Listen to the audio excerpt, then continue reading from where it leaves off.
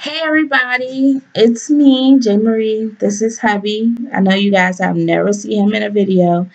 His name is Marcus, and I was coming to you guys because I did tell you guys I was gonna come back with the update when I went to the doctor. So today is day. Let's see. Today is day 58 of the cycle. And I know that is like really kind of long. So I had my appointment yesterday. Yeah, I think it was yesterday.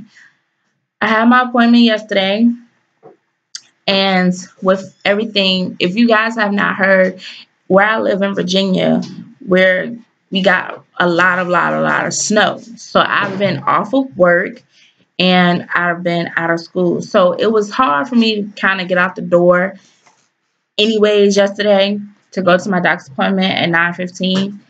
I was late to my appointment, of course. And once I got there, they looked like they were kind of busy. He's packing our bag for work. That's a whole different story, a whole different rant at that. So if you hear him in the background, he's sorry. Anyway, so once I got there, they checked me in. I called up there to tell the lady that I was going to be late because it was so nasty. It was so hard to get out of my driveway where we live. So once I got back there, I started talking to the nurse, telling her what was going on. As you guys know, if you have followed my couple of videos before, I did have a video that I did record off my phone. Maybe he pulled out the chips that I liked. And I was like, yes, he got them. So I did record a little bit on my phone that day after, but I didn't never upload it. And I don't think I am going to upload it because it wasn't in depth. I was rushing because my phone doesn't have a lot of space on it anymore. So I was trying to hurry up before my time ran out. So I'm just not going to upload that. Whatever I said in that video, I think I remember, I'm just going to throw it in here. So, so what happened was I was talking to the nurse, telling her what may have you. And this might be TMI, but a lot of times, well, it just happens to me. I thought that maybe my cycle didn't come because I had symptoms of a yeast infection. And if you ladies know that the primary symptom of that is discomfort intercourse with your partner. And so I was scared, being that it snowed and everything else. I couldn't make it to the doctors. That one. I want this one. These y'all are good. I'm taking them to work. Sorry if this is off topic, but Kool-Aid Jammers is the okay. Got those for $2 for $4 at Walmart. So another thing was that for the time being, because I was supposed to go to the doctor last week, but something came up and I had school and I had work. So I wasn't going to make it to the doctor that morning and have enough sleep for the other two things, which was school and work. So I scheduled for this week, but the discomfort was so bad, y'all. I couldn't wait till this week to get a diagnosis. So what I did was I ended up going to Walmart and I ended up purchasing Monistat 1. I ended up purchasing Monistat 1. And when I say it worked, y'all, it was heaven. So finally, my doctor's appointment gets here.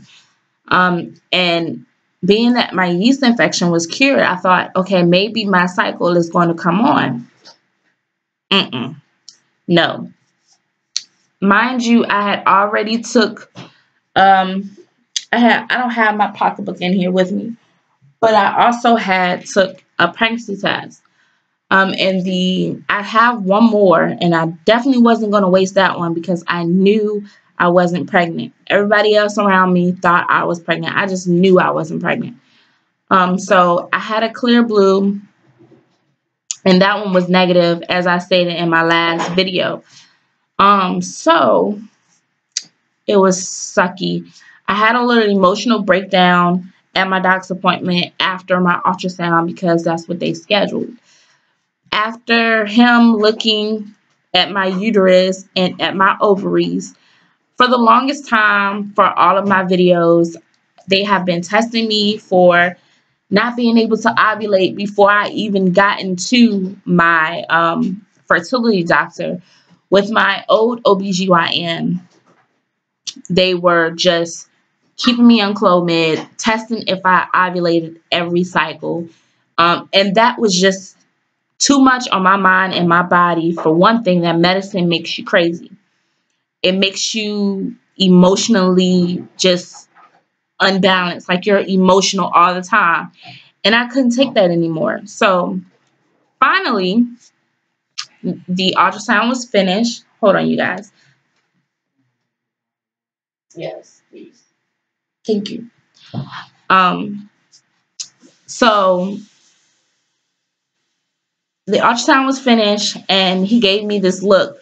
Normally, when me and my husband goes to my ultrasounds, he explains everything and he shows it to us. But this ultrasound was different, and it was kind of scary. He kind of looked concerned, like something was wrong. And so he looked up and was just like, well, Ms. Gary, I believe you have something called PCOS. Mind you, and I'm sorry, this video is going to be a tad bit long. It's already running up 7 minutes, but I have to get it all out because this is a long update.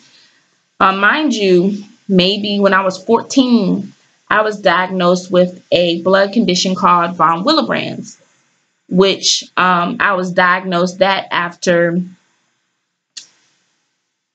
no, 13, back it up. 13, I was diagnosed with an abnormal blood condition. It wasn't diagnosed as what type of blood condition it was till I was 14. I got diagnosed primarily because of a ongoing cycle that never stopped. I was on a cycle for 28 days, and at this time, I was not sexually active, but my mom, it rose flags with her because she was just like, are you having a miscarriage? And I'm looking at her like, Mom, no, ew. I never, ever had sex before. And she was like, well, you're going to the doctor. And da-da-da-da. So we went to the doctor. We did all that. Fast forward till I was 14.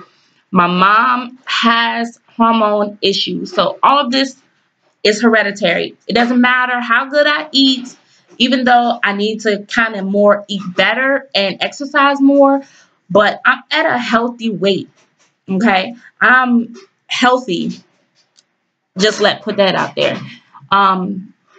Even though I'm not at the weight that I want to be, it's a healthy weight. I'm not unhealthy at all. I'm active, so that's the least of my problems. So when I was 14, my mom asked my pediatric OBGYN. Well, I guess she was just a gynecologist. But I think she did obstetrics too. But anywho, my pediatric gynecologist, she asked her to test me for PCOS. Now, for all of these years, I've been asking. My mom asked when I was 14, but about, what was it, a year ago, babe? Like maybe last year? So, no, not even last year. It was 2 years ago. After I had my last miscarriage back in 2014, I had asked my OBGYN after I went for my postpartum appointment. I asked him to test me for PCOS. Now, being that I never got an ultrasound at my gynecologist because they don't do ultrasound on you unless you're pregnant. Okay, So they never did an ultrasound on me. I never got a confirmation for my pregnancies because each time I got pregnant, I lost the baby before my appointment to confirm my pregnancy. So, yeah, crazy, right?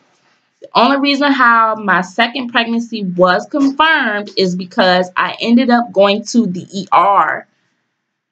I ended up going to the ER in the midst of my miscarriage and getting blood work and all that done. And they told me my levels had already dropped, which was, they told me it looked like it was up, but then it just dropped. So, yeah. So that came out negative. So when I went for my postpartum, I was like, well, I really feel like I have PCOS. And he was just like, no, you're young. You're young and your hormones are just changing. You conceive this time, you can conceive again. Okay. 2 years later, 2016, I still have yet to conceive after my 2 miscarriages. And now here I am. They sent me, I think they felt like I was crazy and I was too young and I was trying to get pregnant. So they just sent me to a whole different doctor, which is now my RE's office. So here it is. I haven't been going to the RE as actively TTCing and all of that stuff because, you know, me and my husband, we was stopped trying, and then we're trying to deal with our finances and working and not really having that money to actually go forward in the TTC with fertility specialists and all that. We just decided, okay, fine. But this is the reason why I went, because I've never been 4 weeks late on my period. Whole time, I'll be 21 in June. My whole 21 years, I never had a 58-day cycle. Never.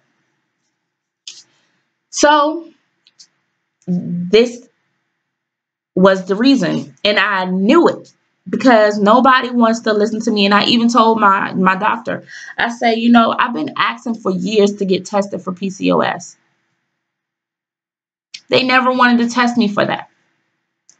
They tested my progesterone. They tested my estrogen levels. They tested every other hormone but what I asked. And but he did say he wanted to do a full blood workup before actually fully diagnosing me. But he told me, you already ovulated. So I didn't have any follicles at all. So I already ovulated. And he just was like, the way your ovaries look right now, it just looks like you have PCOS. So I'm thinking he's not trying to actually worry me, but I really think he saw like a little cyst on my ovaries or whatnot. So that's my take on my TTC. I will be coming for another update. I don't want to make this too long, and on my laptop you can't pause your video because it's going to make you start all over, and I don't have time to lose everything I just said. Plus I'm rushing through my ending because I had a phone call. But rate, comment, and subscribe, y'all. Let me know what you guys think. I know it's a lot of women on here that is dealing with PCOS. What are the things that you guys are doing to help manage your PCOS, I should say? Like, what kind of foods are you guys eating? I know my mom was saying I need a cleaner diet. So what kind of foods are y'all eating? Because I don't want to cut off everything. You know, I want to do things in moderation and not have to cut off everything that I love. So if you guys will let me know what you guys did, great. Greatly appreciate it. Rate, comment, and subscribe. Let me know what you guys think. I know you guys are kind of happy you got a glimpse of my husband in this video. Let me know if you would like to see him more and more videos that I do. But yeah, that was him. He was kind of shy, but oh well. Until next time, ladies, I do believe I'm going to come back for another vlog maybe sometime next week. Because, oh, I almost forgot. He stated that if he's asked me, did I want to wait for my cycle or did I want the 10-day pills? I don't like those pills, but it doesn't seem like my period is coming. Well, my AF is coming anytime soon. Because he said if we wanted to get the ball rolling on this, I would have to move quickly and move now. Because he was like, you're not going to get pregnant without the Femera, and you can't take the Femera until you get your period. Like, man, I know, like, what type of faith do you have?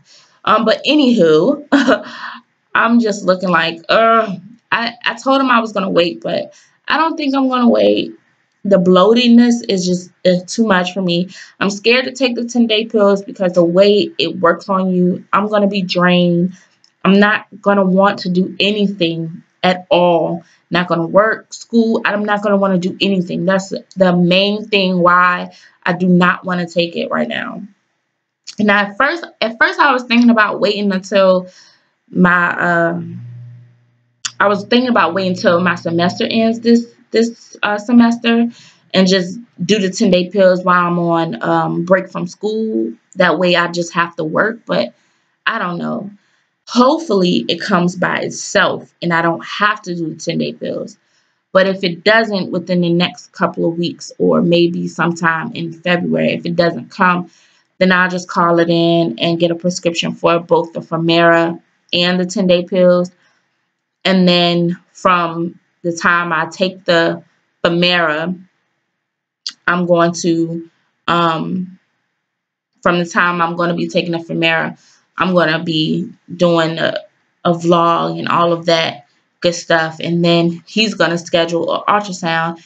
And then I will give you guys an update from my ultrasound from that.